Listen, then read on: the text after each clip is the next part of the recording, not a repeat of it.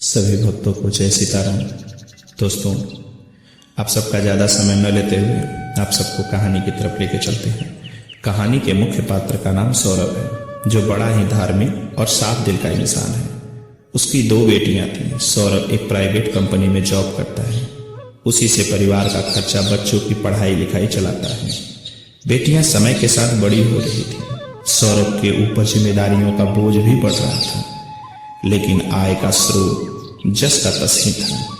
कई सालों के बाद सौरभ की बड़ी बेटी की शादी एक अच्छे और बड़े परिवार में तय हो गई, लेकिन लड़की का बाप होने के नाते सौरभ पर शादी के खर्च का बोझ सर पर भारी पड़ने लगा।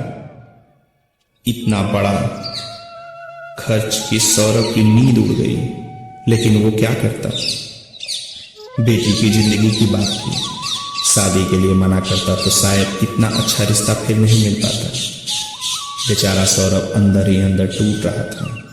कई रिश्तेदार, भाई बंधु से मदद मांगी, लेकिन हर कोई अपनी परेशानी बताकर अपना पीछा छुड़ा लेता था।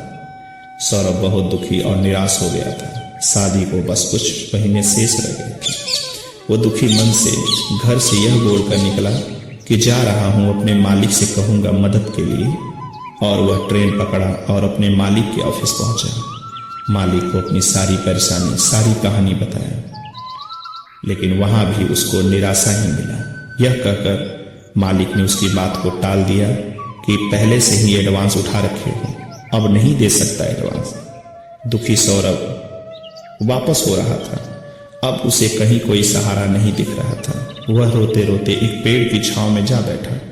तभी वहां से गुजर रहे एक वृद्ध ने पूछा, बेटा क्या हुआ है, इतना उदास क्यों बैठे हो। पहले तो सौरभ ने टाल मटोल किया, फिर बुजुर्ग के बहुत कहने पर सौरभ ने वृद्ध को सारी बातें बताई और फूट फूट कर रोने लगा। बुजुर्ग कुछ समय शांत रहा, फिर जेब से एक कागज की पुड़िया निकाली और सौरभ के हाथ में दिया और बोला, ये लो, इस पर जो पता लिखा है उनके पास जाना, वह आपकी पूरी मदद करेंगे। यह कहते हुए वह वृद्ध वहां से चल दिया।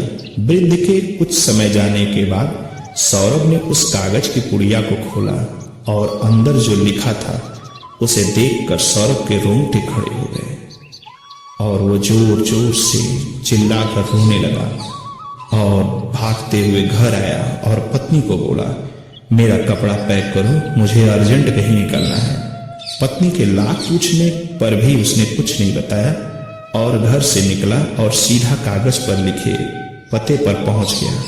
कागज पर जिनका पता लिखा था वो और जो बुजुर्ग वो पता दिए थे, दोनों ऐसा लग रहा था कि एक ही है, क्योंकि जो पता कागज पे लिखा गया था वो बाबा नीम करोली धाम आश्रम का था।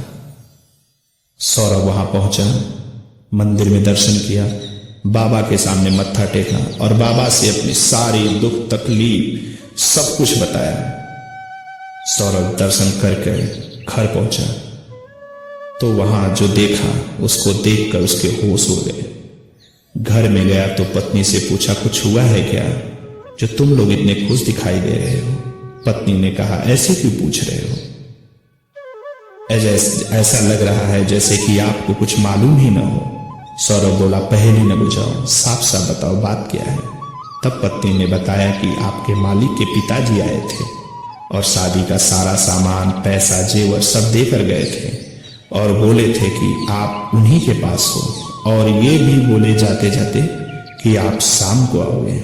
सौरभ ने पत्नी से वो थैला मांगा जिसमें पैसा उस बुजुर्ग ने दिया था। पत्नी भागकर उस थैले को ला करके सौरभ को दी, जिसमें उसने पैसे और जेवर रखे थे। सौरभ ने उस थैले को खोला और देखा तो उसमें भी एक सफेद कागज की प्रति थी। उस पर लिखा था, कवन सो काज कठिन जग माहि, जो नहीं होए तात तुम पाहि। सौरभ यह देखकर रोने लगा, क्योंकि मालिक के पिताजी का देहांत मालिक के बचपन में ही हो गया था। सभी भक्तों को जय सीताराम।